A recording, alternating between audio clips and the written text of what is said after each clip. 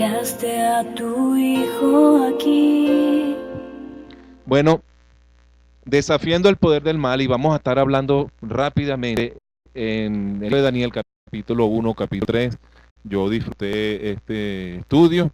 Le dije al Señor, bueno, Señor, que me la pueda apropiar a mí primeramente, y espero que para las personas que han de estar conmigo en la disertación, en el estudio, en la predicación, les pueda ayudar también. El libro de Daniel es una obra perteneciente al género de la literatura apocalíptica. No solo el libro de Apocalipsis es apocalíptico, también es el libro de Daniel, y es apocalíptico. Y aunque hay algunos pasajes apocalípticos en el libro de Ezequiel y en el libro de Isaías, el libro de Daniel, a partir del 7º capítulo, es un libro de tipo o de la literatura o del género apocalíptico. Cuando usted lo lee, ve que salen unas criaturas del mar a partir del capítulo 6 o 7, unas criaturas del mar, y entonces hay como una especie de conflicto. Pero el género apocalíptico como tal tiene su razón de ser.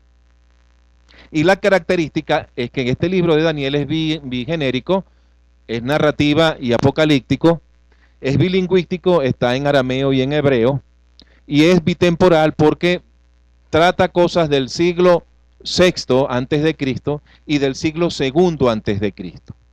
Y el mensaje se da a través de visiones simbólicas, donde las personas o donde las visiones se presentan de forma imprevista, con un fuerte impacto emocional para el vidente. Tanto es así que Daniel le decía, cónchale, yo me siento muy débil, me siento muy acongojado. ¿Cómo es posible que voy a poder llevar este mensaje?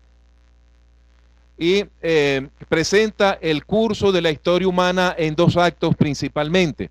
En la tierra el pueblo de Dios está sometido, incluso hasta el martirio, sometido por leyes tiránicas, sometido por actos tiránicos, sufriendo maltratos, muerte. ¿Cuál es lo opuesto de inclusión? Exclusión, sufriendo exclusión. Y en un segundo acto, la participación de Dios y liberación con castigos para los malos, restauración, redención y justicia para los fieles. Eso es. Entonces, el género apocalíptico no es un apocalíptico tal de que va a caer una bomba atómica, va a llegar un maremoto, sino que es esperanza, porque Dios está interviniendo en el momento en que la gente ya no tiene aliento para seguir luchando. Y Él viene en rescate de su pueblo. Entonces, el libro de Daniel fue escrito para darle ánimo al pueblo de Dios, en este caso los judíos, para que siguieran peleando, para que no se sometieran a ese poder tiránico de un emperador Seleusa llamado Antíoco Epífanes IV, que incluso prohibió el culto y los sacrificios en el templo. La siguiente lámina, por favor. Y este libro ataca los poderes tiránicos del siglo II antes de Cristo, representado por este señor Antíoco Epífanes, que se le ocurrió meter un cerdo, un cochino en el templo, y fue ahí cuando los judíos abrieron los ojos y se dieron cuenta de que ya les voy a decir por qué se dieron cuenta de que este hombre era todo menos un rey.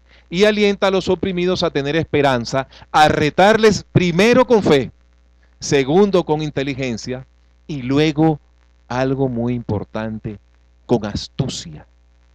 Con astucia. ¿Cuántos de ustedes tienen amigos, bueno, ya serán muy, muy viejos, o personas que han pasado por dictaduras? ¿Tú? Ok. ¿Y cómo ellos se las ingeniaban para hacer las cosas? Para decirle a su gente tal o cual cosa, para decirles a su hijo, mira, lo que te está diciendo la maestra en el colegio es mentira, ¿viste? Es esto, pero no se lo digas a nadie. ¿Ok? La gente que guardaba incluso, hacía una doble pared y de sus ahorros, colocaban los dólares en medio de las paredes. Ok, se trata también del significado último de la creación, del propósito definitivo de todo cuanto existe. Se escribió como reacción a la persecución de este señor Antíoco Epífanes IV, a la helenización del Medio Oriente conquistado por Alejandro Magno y al incumplimiento de las profecías de esperanza. La gente perdió la esperanza en las profecías y entonces se entregó, se metió en el cuarto oscuro, por como decir. Ok, y algo aquí, vamos a hablar algo muy importante, que es el fenómeno de la helenización. Y cuando Helas es Grecia, se dice helenización porque la palabra para griego es Helas. La cultura impuesta durante la invasión de Alejandro Magno era de estilo occidental. Se fundaron ciudades siguiendo el modelo de polis griega. ¿Y qué se hacía ahí? Competiciones atléticas. De hecho, gimnasio significa desnudo. ¿Okay? Habían baños públicos, instituciones religiosas con prostitutas y prostitutos sagrados y festividades, entre otras, orgiásticas. Eso era lo que había o lo que promovía la cultura helénica. Todos sabemos los gustos sexuales de este señor Alejandro Magno.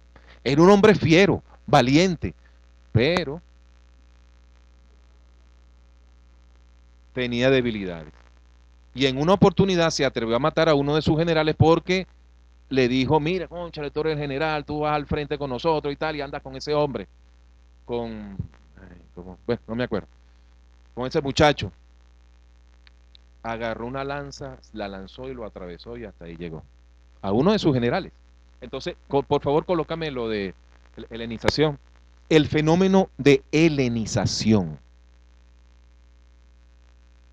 Las ciudades polisgriegas. Ese hombre además, era un hombre culto y con un gusto por la belleza, las construcciones, todo se hacía bonito. Sin embargo, las polis, que de ahí viene la palabra civilización, ¿okay? Porque tenía que decir que la gente tenía que ser civilizada, es decir, tenían que dejar la parte bárbara, la parte salvaje, y una manera de convertirlos en personas civilizadas era que fueran a las ciudades, donde se leía, donde se escribía. De hecho, uno de los grandes, Aristóteles fue uno de los preceptores de Alejandro Magno. Los preceptores griegos tenían que iniciar a sus discípulos en todo, inclusive en esa parte íntima que todos tenemos, inclusive en su iniciación sexual. Y el libro de Daniel les está diciendo a los jóvenes que se fueron al imperio, no se olviden de sus costumbres, no olviden de dónde son ustedes, porque incluso ellos se avergonzaban de ser judíos. ¿Cómo usted descubre que un muchacho varón es judío? No me lo diga. Tiene que verlo desnudo, ¿verdad? Y para los judíos, la desnudez era una vergüenza. Pero como ellos participaban en el gimnasio, iban al gimnasio a competir, se avergonzaban cuando lo miraban. Y el control social a través de las críticas es fuerte. Todos, el control social. Entonces hay que tener una identidad fuerte para no caer en eso. Tanto así era que muchos, de una manera muy dolorosa, corregían el error de la circuncisión, colocándose pedacitos de cuero dentro de sus partes púdicas o dentro de su órgano sexual, pues, para así decirlo. Y mostraban como una cuestión de moda el sombrero de ala ancha de Hermes. No Hermes el mentiroso, eso que sale por la televisión, que es un aprendiz de brujo, sino Hermes, el mensajero de los dioses, el que tenía unas aletitas en los pies. Hermes, que en los romanos lo llamaron Mercurio. ¿Ok? Hermes, el mensajero de los dioses. Si a usted le gustó la película esta de Hércules, y la película esta última que vimos en la casa fue de Percy, yo no sé qué cosa, de Percy Jackson y yo no sé quién. El ladrón del trueno, uno de ellos le regaló unos zapatos Nike con aletitas para que volara. Bueno, esos son los zapatos de Hermes. Y Hermes era el mensajero de los dioses. Y la gente se vestía a la moda, tal y qué sé yo, con su sombrero de ala ancha, así como este, uno que popularizó Rubén Blades, como Pedro Navaja. Entonces, esa estaba en contra de la cultura. Ese era lo que estaba sucediendo allá. Se los doy para que se metan en el contexto y puedan entender por qué Daniel y sus amigos le dicen o desafían al imperio de manera astuta, inteligente y con fe. Las competiciones atléticas se hacían desnudos. Eso era normal en aquel tiempo. También el jefe se la pasaba por ahí corriendo con su amigo. Y no, ¿por qué? Los baños públicos, los judíos o los israelitas eran muy personas que le daba vergüenza. No, ahí los baños públicos, de hecho, cuando usted va a Turquía, usted puede ver que hay como una especie de larito, o sea que eso no fue un invento de nosotros, de larito donde está el, el, el, el vasito. Y la gente, ay, fulano, ¿cómo estás, amigo? ¿Cómo te va? Estaban sentados y hablaban y, fulano, y ahí haciendo sus necesidades y se bañaban y tal y qué sé yo. Eso es lo que se llaman los baños públicos. Porque a la gente no le daba vergüenza. Y el imperio además lo promovía. Instituciones religiosas con prostitutas y prostitutos. Lo interesante es que habían prostitutos también. Y estaban ahí porque hacían rituales y hacían una ofrenda. Y la ofrenda incluía la participación o, bueno, no sé si llamarlo participación, el ayuntamiento con ese tipo de sacerdotisas. Entonces, era un ambiente en la cual no se podía competir, o sea, y había que tener una gran honestidad y había que tener fe y había que estar seguro de lo que se creía para no caer en eso. Y Daniel, el libro de Daniel les dice, no hagan tal o cual cosa. Y la otra, las festividades orgiásticas de sus dioses. Entre otras cosas, el emperador también era parte del panteón de los dioses. Y el emperador también tenía ese tipo de debilidades, o ese tipo de características, por así decirlo. ¿Estamos evolucionando o no? ¿Se parece algo? Ok. El siguiente. En el capítulo 1 tenemos lo que se llama el adoctrinamiento forzado o para poder trabajar en el régimen. Bien parecidos, bien parecidos. Y ahí sabemos que por qué las personas que no son muy agraciadas físicamente tienen dificultades para conseguir trabajo. Eso no es de ahorita. Eso es de hace mucho tiempo. Sin defectos físicos, cultos, inteligentes, entendidos y con vocación de servir. Cultos, inteligentes y con vocación de servir. ¿Para qué? Para poder trabajar en el imperio. Aspenaz, el personaje en la cual se le encargan estos 4 jóvenes, era jefe del palacio, del servicio de palacio. Y posiblemente él era eunuco, porque todos los que prestaban servicio en el palacio eran eunucos. ¿Okay? En este caso, ya estamos hablando de Nabucodonosor. Y fueron sometidos al aprendizaje de una nueva cultura, lengua y literatura de los caldeos. Si su Biblia es una Biblia de referencia y que tiene explicaciones o comentarios, lengua y literatura de los caldeos, que implicaba una educación especial, trabajar como magos y adivinos, astrólogos, hacer encantamientos, conocimiento de textos antiguos y sus misterios. Sus misterios. Todo régimen necesita, o todo imperio necesita una razón ideológica para perpetuar sus hechos, para perpetuar, para tener una razón de ser. Siempre va a haber una razón de ser. Hay que ser astutos, inteligentes y tener fe.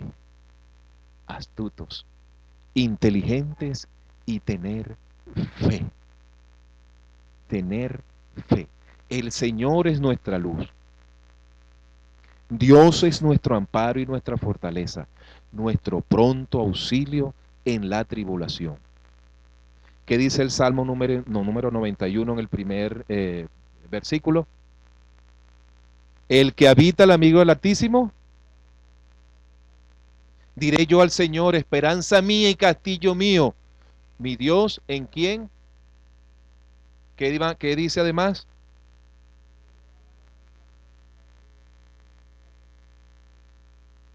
Con sus plumas te cubrirá, ¿para qué?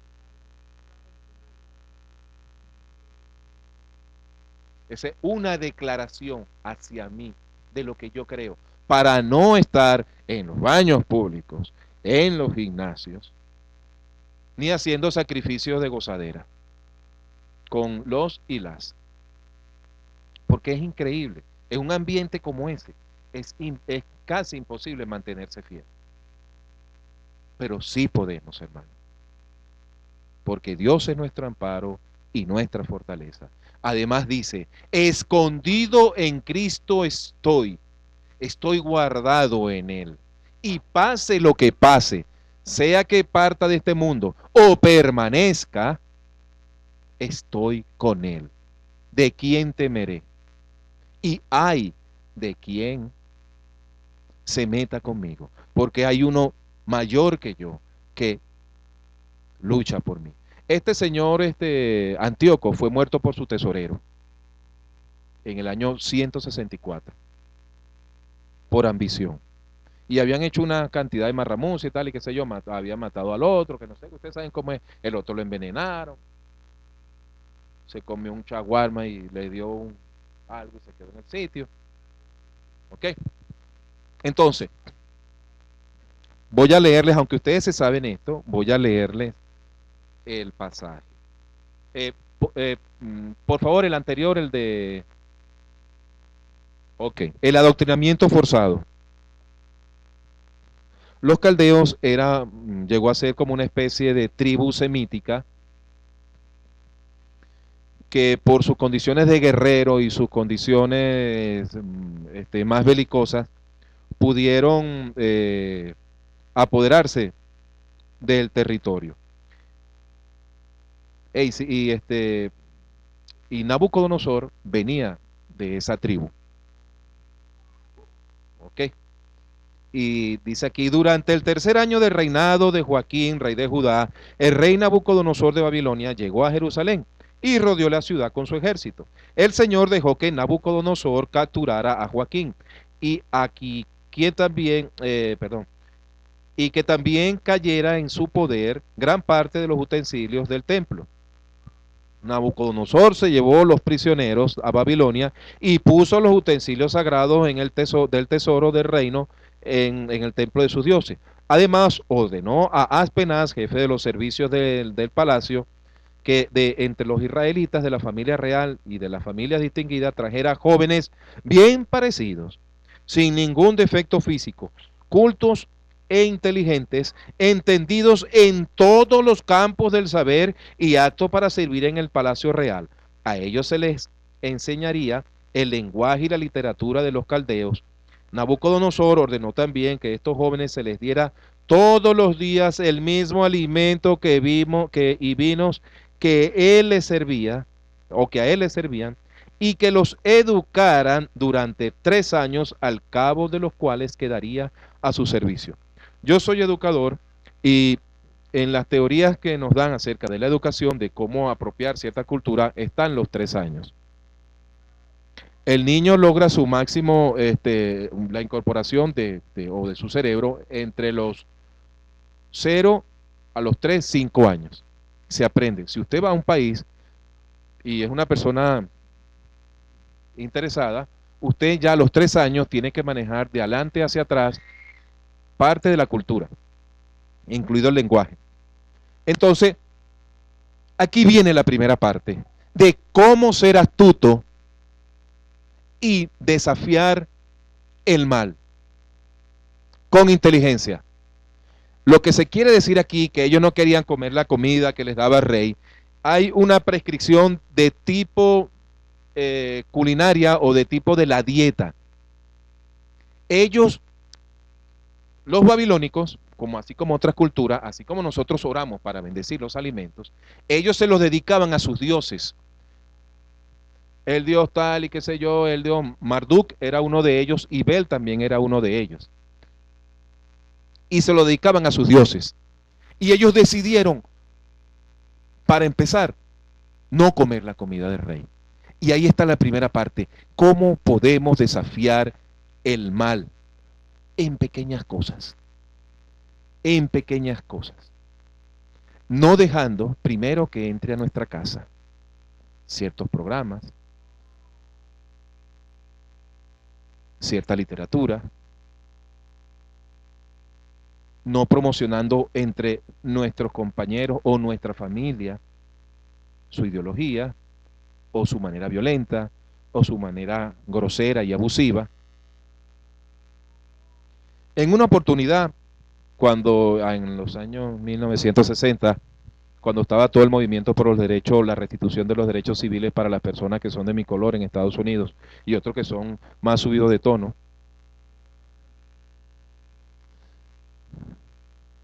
una señora que se llamó Rosa Parks, porque ya murió, cansada, abordó un autobús y se sentó.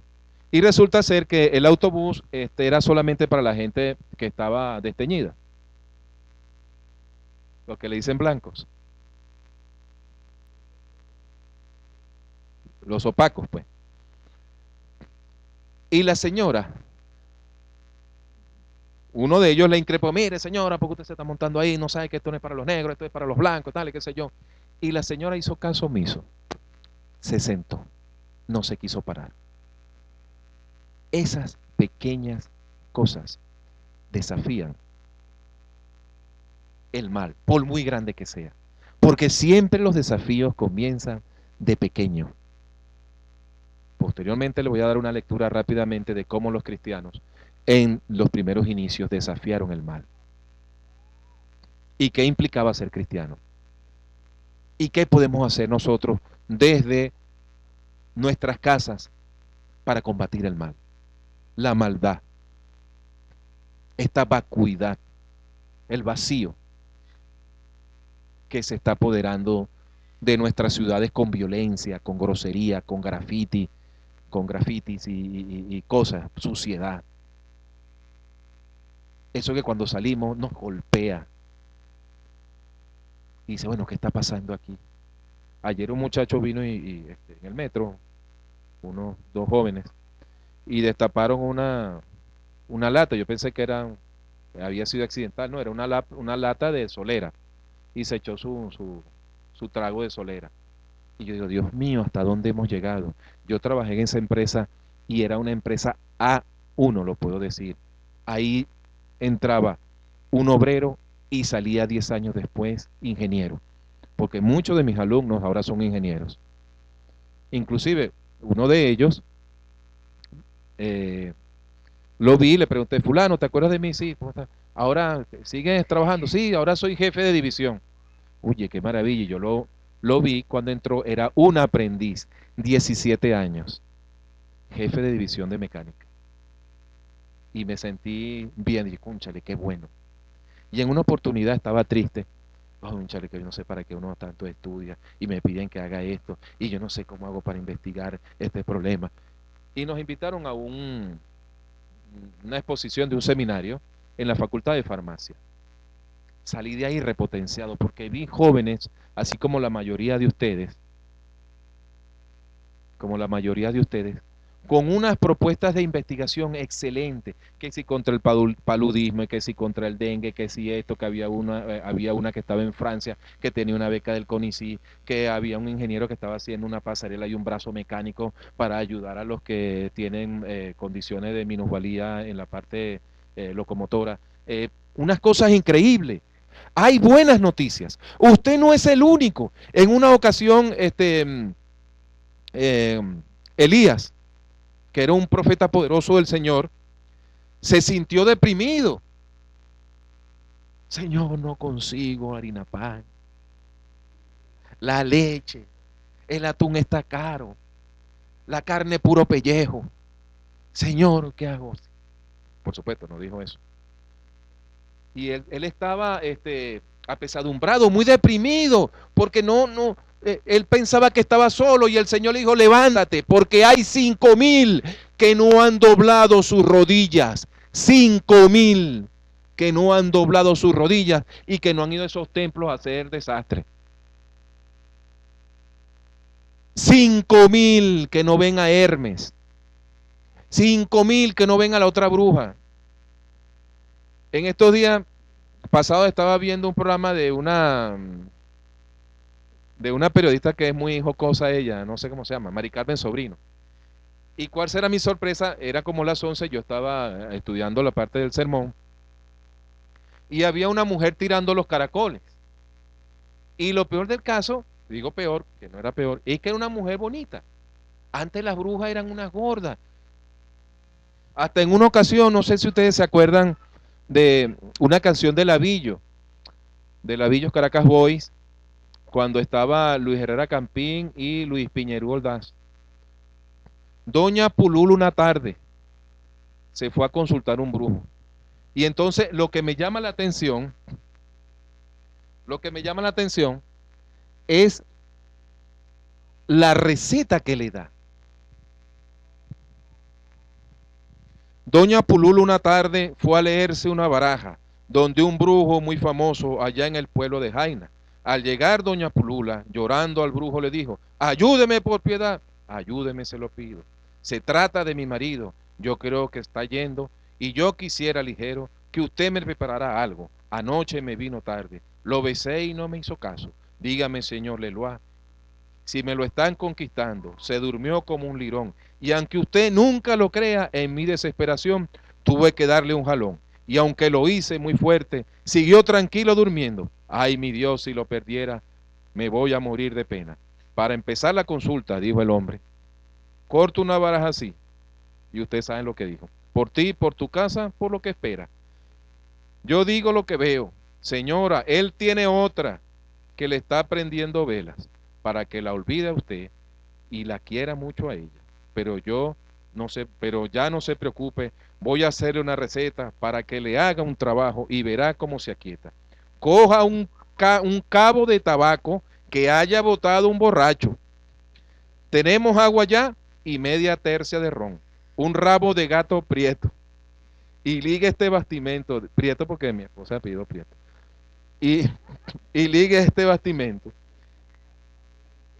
Y con su nombre y apellido entiérrelo en un rincón, y cuando él vaya a salir, muévalo con un palito, y verá cómo regresa, manso como un corderito. Eso parece jocoso, pero, o sea, lo traje porque a veces las predicaciones son un poco así, pero ¿cuánto usted no consigue que le están montando un santo, que tiene que pagar 30,000, que tiene que pagar 50,000?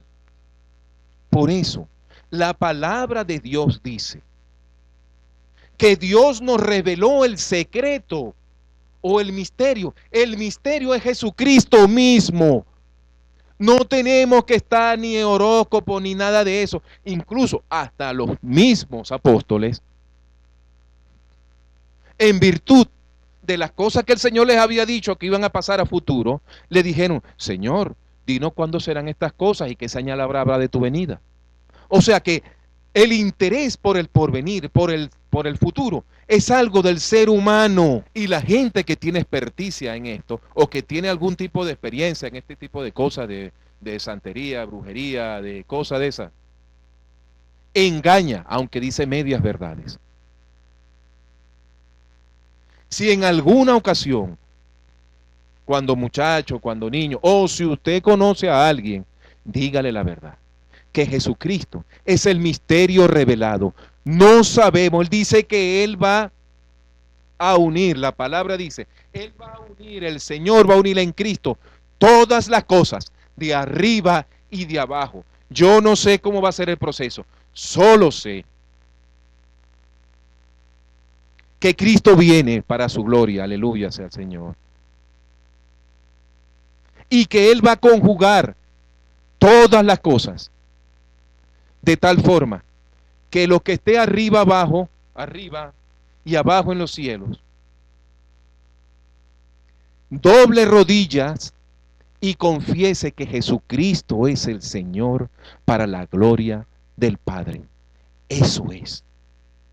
Y ahí hay un programa que se llama Delphi, hay otro que son para proyecciones y gente de matemática, ingeniero, agarra una cantidad de cosas, variables y tal y qué sé yo, y tenemos una aproximación y hacemos modelos matemáticos para ver el comportamiento de tal cosa, de cualquier cosa, terremotos, maremotos y tal y qué sé yo. En Japón hubo uno que fue tan fuerte que ninguno no lo predijo, ninguno pudo apreciar eso.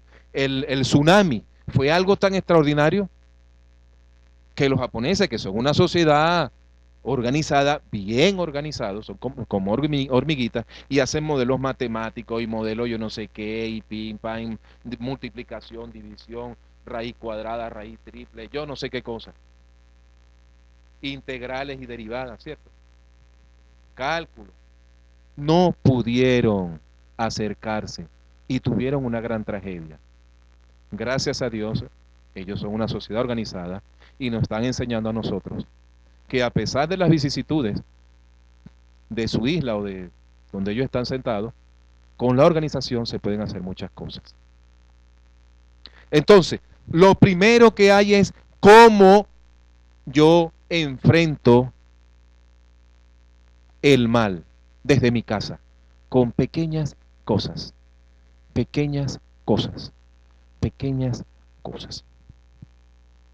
Y entre los jóvenes estaban Daniel, Ananías, Misael y Azarías de la tribu de Judá, a quienes el jefe del servicio del palacio les cambió el nombre. A Daniel le puso Belsasar. La siguiente. Belsasar. Ok, negociar con astucia e inteligencia sin renunciar a los principios. Salmo número 91. El que habita al abrigo del Altísimo morará bajo la sombra del Omnipotente. Sadrac, siervo de Nabú. El cambio de nombre en el Antiguo Oriente se interpretaba como una afirmación de dominio. Yo te doy ese nombre porque tú sabes que tú estás dominado, chico. Muchos imperios han hecho eso. Han cambiado el nombre. A mis antepasados le cambiaron el nombre. No sé cómo se llamaban, pero sé que le cambiaron por el apellido Mesa, que supuestamente es de su amo, de su esclavo. Y así nos pasó a todos. Y la necesidad de estudiar y sobresalir en ambientes adversos, cáusticos o difíciles es una meta en todos nosotros. Ellos estudiaron y a pesar de que estaban en un ambiente muy adverso, pudieron salir porque estudiaron, porque se prepararon, porque fueron mejor que los otros. Ellos negociaron, cónchale, vale, mira, caramba, por favor, vamos a hacer un trato. Efesios 13, del 3 al 14, y yo quisiera que alguien me lo leyera aquí en voz alta. El misterio de los cielos. Ellos estaban buscando misterios. Nabucodonosor tuvo un sueño espantoso. Y fue donde sus brujos, donde sus hechiceros, donde sus brujas le leyeron le fumaron el tabaco, le echaron las cartas. No sé qué otra cosa hacen. Le pusieron un coco detrás de la puerta. Y no dieron con lo que tenía. Los tipos decían, pero porque ustedes me van a engañar. Ah, pues sabía que ellos eran engañosos. Entonces, señora, dígame tal o cual cosa. Es su marido, ¿verdad? Sí, es mi marido. Ese negro ya no me quiere. Se fue con otra. Yo quiero que me le haga un trabajo. Así dicen. Quiero que me le haga un trabajo. Entonces, Jesucristo es el misterio. No necesitamos el Hubble, el telescopio ese para saber los misterios.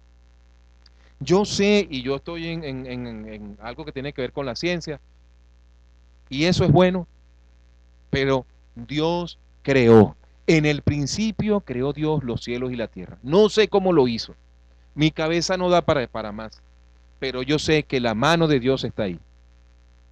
Alabado sea Dios, Padre de nuestro Señor Jesucristo, que nos ha bendecido en las regiones celestiales con toda bendición espiritual en Cristo. Dios nos escogió en Él antes de la creación del mundo para que seamos santos y sin mancha delante de Él. En amor, nos predestinó para ser adoptados como hijos suyos por medio de Jesucristo, según el buen propósito de su voluntad, para alabanza de su gloriosa gloria, que nos concedió en su amado. En Él tenemos la redención mediante su sangre, el perdón de nuestros pecados conforme a la riqueza de su gracia, que Dios nos dio abundancia con toda sabiduría y entendimiento. Él nos hizo conocer a través de su Santo Espíritu el misterio de su voluntad conforme al buen propósito que de antemano estableció en Cristo, para llevarlo a cabo cuando se cumpliera el tiempo, reunir en Él todas las cosas, tanto las del cielo como las de la tierra. En Cristo también fuimos hechos herederos, pues fuimos predestinados según el plan de aquel que hace todas las cosas conforme al dominio de su voluntad, a fin de que nosotros, que ya hemos puesto nuestra esperanza en Cristo, seamos para alabanza de su gloria. En Él también ustedes, cuando oyeron el mensaje de verdad, el evangelio que les trajo la salvación, y lo creyeron, fueron marcados con el sello que es el Espíritu Santo prometido. Este garantiza nuestra herencia, el Espíritu Santo garantiza nuestra herencia hasta que llegue la redención final del pueblo adquirido por Dios para alabanza de su gloria. Nos vaya bien o nos vaya mal, somos del Señor. Somos del Señor. La historia clásica de el rey Nabucodonosor mandó a hacer una estatua de oro que tenía 30 metros de alto por 3 de ancho.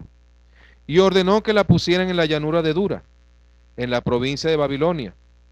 Después mandó a llamar a todos los gobernadores regionales, jefes del ejército, gobernadores provinciales, consejeros, tesoreros, jueces, magistrados y demás autoridades de las provincias para que asistieran a la dedicación de la estatua que él había mandado hacer. Todas estas grandes personalidades de la nación se reunieron ante la estatua, para celebrar su dedicación. Y como todos estaban buchones, a ellos no les interesaba la estatua ni nada, sino esto, el poder, el poder. Ay, Dios mío, me perdí. El encargado de anunciar el comienzo de la ceremonia ordenó en voz alta: atención, hombres de todos los pueblos, naciones y lenguas. En cuanto oigan ustedes tocar la trompeta, la flauta, la cítara, la lira, el salterio, la gaita y todos los instrumentos musicales, se pondrán de rodillas y adorarán a la estatua de oro que hizo construir el rey Nabucodonosor. Todo aquel que no se arrodille y adore a la estatua será arrojado inmediatamente a un horno encendido. Así pues, en cuanto la multitud allí reunida oyó el sonido de todos aquellos instrumentos de música, Oscar de León, los adolescentes, Kiara, Kiara no, ese es el tiempo de nosotros, Justin Bieber, ¿cuál es el otro? Sí, ¿cómo es? CD One, ¿cómo se llama? ¿Dónde está mi hijito? One Direction, sí, el otro, Marc Anthony, toda esa cantidad de gente famosa, pues, que canta y sale en la televisión y en la radio sin que uno lo invite. Este, le dijeron, pónganse de rodillas y adoren en el cap. Así pues, en cuanto la multitud allí reunida oyó el sonido de todos aquellos instrumentos de música, se puso de rodillas y adoró a la estatua. Unos caldeos, que eran los brujos, los hechiceros y toda esa cantidad de, de brujos, pues, le dijeron, Majestad, usted ha ordenado que todo el mundo se arrodille y adore a la estatua de oro, tan pronto como se oiga el sonido de los instrumentos musicales, y que aquel que no lo haga, sea arrojado a un horno encendido. Pues bien, hay unos judíos a quienes su majestad puso al frente de la administración, porque además eran buenos, eran honestos, no se robaban el tesoro, concluían las obras, no negociaban con los contratistas. ¿Ves?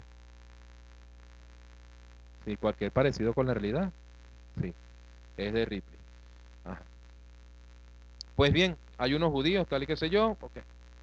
Usted puso como en la administración de la provincia de Babilonia, que no guardan el menor respeto a su majestad, ni adoran a los dioses, ni a la estatua de oro de su majestad, que su majestad ha mandado a levantar. Ellos son Sadrach, Mesach y Abednego. Sí, Abednego. Ay, tenemos que ganar una. Nabucodonosor se puso muy furioso y mandó que se llevaran a Sadrach, Mesach y Abednego. Y cuando ya estaban en su presencia les preguntó, y esto es lo importante de acá, ¿es verdad que ustedes no adoran a mis dioses, ni la estatua de oro que yo he mandado hacer? ¿Están ustedes dispuestos tan pronto como oiga la música a inclinarse ante la estatua que yo he mandado hacer y adorarla? Porque si no adoran, ahora mismo serán arrojados a un horno encendido. Y entonces, ¿qué Dios podrá salvarlos? Respondieron, no tenemos por qué discutir este asunto, contestaron los tres jóvenes. Nuestro Dios, a quien adoramos, puede librarnos de las llamas del horno y de todo el mal que su majestad quiere hacernos y nos librará. Pero, y esto es muy importante, aun si no lo hiciera, sepa bien su majestad que no adoraremos a sus dioses, ni nos arrodillaremos ante la estatua de oro.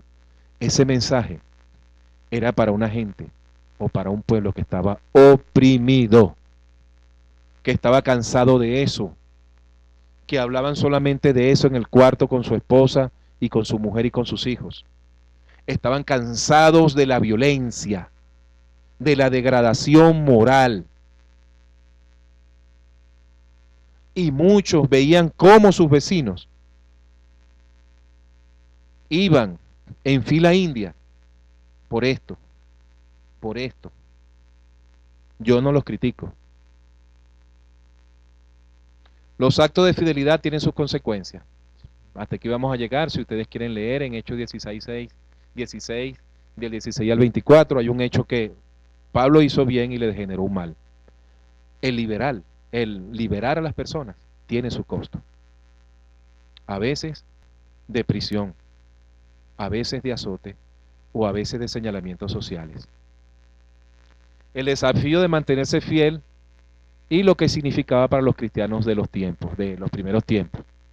Y la necesidad de ser creativos, inteligentes, astutos, estudiosos y fieles al Señor. ¿Qué puedo hacer para combatir el mal y sus derivados? Actos concretos, inteligentes y astutos. Ustedes saben qué podemos hacer. Desde nuestro escritorio podemos hacer las cosas bien. Desde nuestras aulas de clase podemos hacer las cosas bien. A eso es lo que se llama cuando viene el reino de Dios. Hacer justicia, misericordia y ser humilde ante Dios. Donde está el Espíritu de Dios hay libertad.